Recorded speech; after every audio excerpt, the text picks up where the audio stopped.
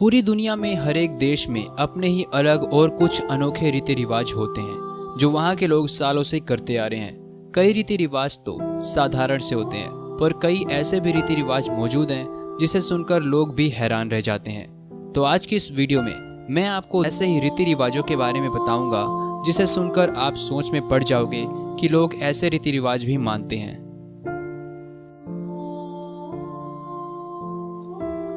Number 1, washroom not allowed. नाम से ही आपको समझ आ ही गया होगा इस रिवाज के बारे में। इंडोनेशिया के टिडोंग कम्युनिटी में एक अजीब सा ही रिवाज है जो नए शादीशुदा जोड़े के लिए होता है। इस रिवाज में शादी होने के बाद पति पत्नी 3 दिन तक शौचालय का इस्तेमाल नहीं कर सकते।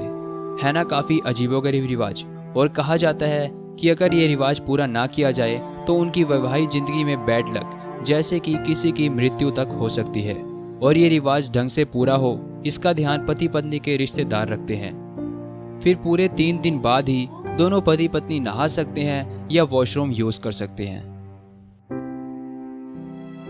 Number 2, no extra salt. जब हमारे खाने में नमक कम होता है तो हम अक्सर ऊपर से और नमक डाल लेते हैं, पर इजिप्ट का अलग ही हिसाब है। इजिप्ट में आप ऐसा नहीं कर सकते हैं। आप यहाँ नमक नहीं डाल सकते हैं अगर आपको खाने में नमक कम लगे।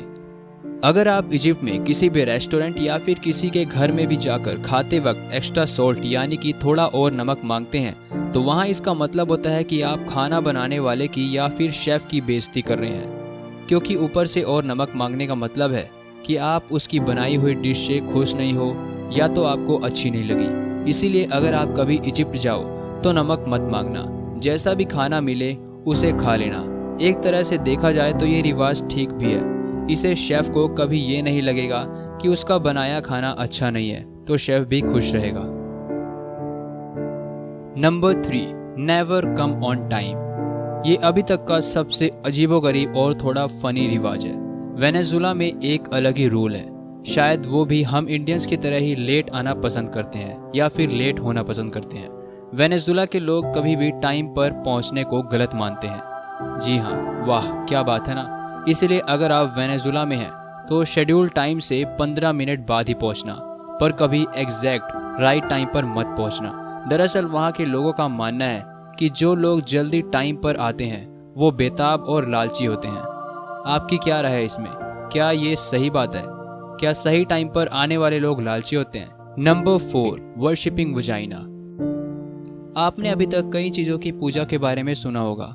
मैंने अभी हाल ही में आपको चूहों की और बाइक की पूजा के बारे में भी बताया था, पर क्या आपने कभी योनि की पूजा के बारे में सुना है? जी हाँ, असम में गुवाहाटी रेलवे स्टेशन से 10 किलोमीटर दूर नीलांचन पहाड़ी पर एक हिंदू मंदिर है जिसके बारे में शायद आप नहीं जानते होंगे। माना जाता है कि यहाँ पर हर एक की मनोकामना पूरी होती है। इस कारण इस मंदिर को कामाख्या भी कहा जाता है।